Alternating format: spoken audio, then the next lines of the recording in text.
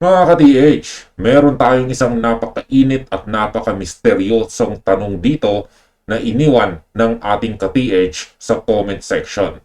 At ito yung kanyang sinabi, totoo ba na may GPS daw ang government natin na nagbabantay sa mga Yamashita Treasure, kaya kapag nakakakuha ang isang grupo ng mga Yamashita Treasure ay aagawin ng mga sundalo o polis o sino mang government official? Mga ka-TH, alam ko na marami sa inyo ang nakarinig na ng ganitong kwento. Yung tipong habang naghuhukay kayo, bigla na lang may darating na mga armadong tao o mga opisyal ng pamahalaan para kumpiskahin ang iyong pinaghirapan. Sa video na ito ay pag-uusapan natin ng direkta at base sa aking sariling karanasan sa larangan na ito, kung saan ay alamin natin kung gaano nga ba katotoo ang chismis na ito, paano ito nagsimula, at ano ang totoong sitwasyon kapag ang isang deposito ay nakuha na. At ayan, totoo nga ba talagang may GPS ang pamahalaan para dito? Diretsahan natin sagutin ang tungkol sa GPS or Global Positioning na yan. Sa sarili ko pong pag-unawa sa teknolohiyang ito, ang GPS ay nangangailangan ng signal mula sa satellite, kuryente o baterya at antena upang gumana. Isipin ninyo ito ng mabuti mga ka-TH. Ang mga deposito na iniwan ng mga sundalong Hapon ay ibinaon pa noong dekada 40 or 1940s. Mahigit 80 taon na ang nakakalipas.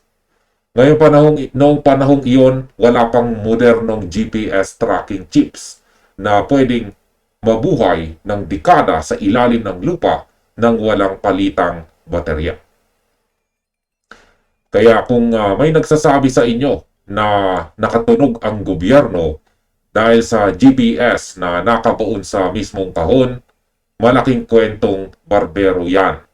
Hindi kayang magpadala ng signal ng isang device mula sa ilalim ng solidong semento, makapal na lupa o sa loob ng mga bomb shelter kung saan nakatago ang kayamanan ni Yamashita, lalo na kung ito ay walang supply ng kuryente.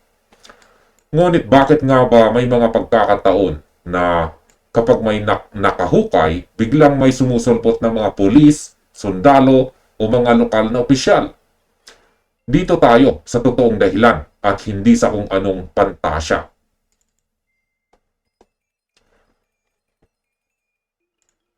Ang pinakamalakas na radar at pinakamabilis na GPS dito sa Pilipinas ay walang iba kundi ang chismis at kawalan ng pag-iingat.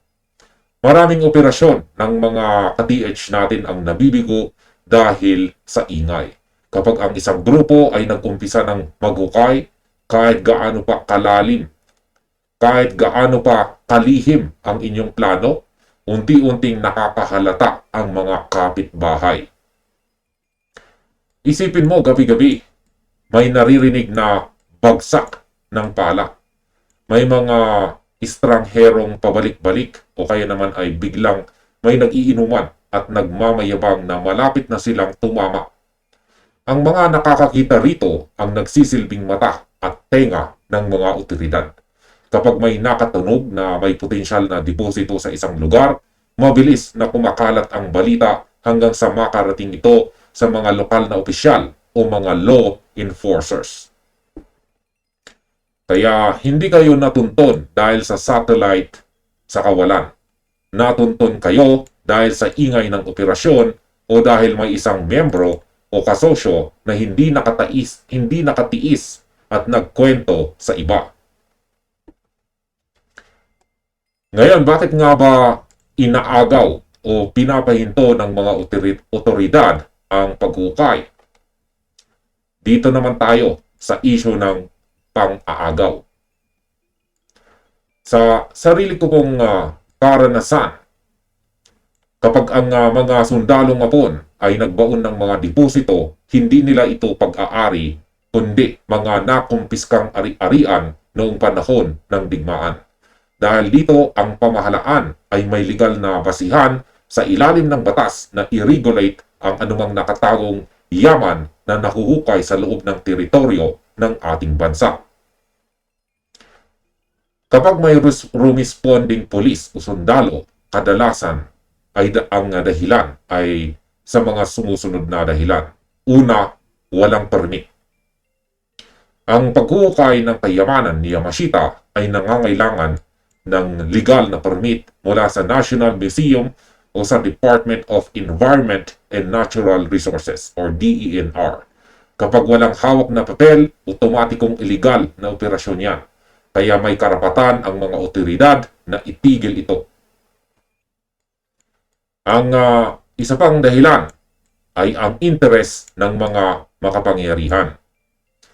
Hindi natin maikakaila na may mga pagkakataon na kapag nalaman ng isang ma-impluwensyang opisyal na may malaking deposito sa kanyang nasasakupan, gagamitin niya ang kanyang kapangyarihan upang harangan ang operasyon at makuha ang kontrol dito. Gagamit sila ng mga armadong tauhan upang palayasin ang mga orihinal na nakatuklas nito. Ito ang dahilan kung bakit ang pagiging isang treasure hunter dito sa Pilipinas ay nangangailangan ng matinding diskarte, hindi lang sa pagbasa ng marka, kundi pati na rin sa seguridad at legalidad. Paano naman maproprotektahan ang ating operasyon? Kung ikaw ay isang treasure hunter na may sinusundang lehitimong marka ng mga sundalong Hapon, paano mo nga ba maiiwasan na maagaw ang iyong pinaghirapan? Ito ang una. Panatilihin ang OPSEC o Operations Security.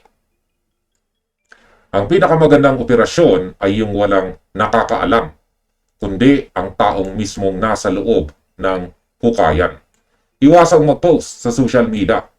Iwasang magkwento sa mga kamag-anak na hindi naman kasama sa trabaho. At huwag na huwag magpapakita ng mga artifacts o nakuhang sample kahit kanino. Pangalawa, siguraduhing maayos ang kasunduan sa may-ari ng lupa. Ang pinakamabilis na magsuplong sa pulis o sa gobyerno ay ang mismong may-ari ng lupa kapag naramdaman nilang lalamangan sila sa hatian o kapag nagkaroon ng hindi pagkakaunawaan. Ang proteksyon ninyo ay hindi anti-GPS device, kundi ang iyong pananahimik at maayos na legal na paghahanda. Ang kayamanan ni Yamashita ay hindi basta-basta sumusulpot. Ito ay pinaghihirapan, kaya dapat ay protektahan ito ng buong talino. Sana ay nabigyan natin ng linaw ang tanong ni ka-TH sa comment section. At dito na nagtatapos ang video na ito. Maraming salamat sa panonood at happy treasure hunting sa inyong lahat.